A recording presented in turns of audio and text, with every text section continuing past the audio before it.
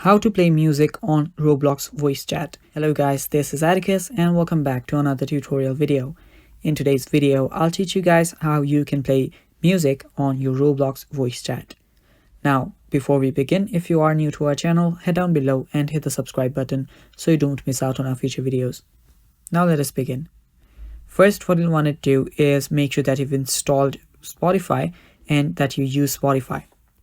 If you have Spotify, it will be really easy to play the music. So this is Roblox right here. It is a multiplayer online gaming site and you can play a lot of games there. Now let us open up Spotify. After you've opened up Spotify, make sure that you've logged into it. After that, just search for a song that you want to play. After you search for the song, keep it on and then you can simply go to Roblox and start a game, and that will basically be it. All you need to do is play your music and the game at the very same time, and you can play the music on your Roblox voice chat. And that is basically all for this video. Thanks for watching guys. Stay tuned for more. Don't forget to hit the like button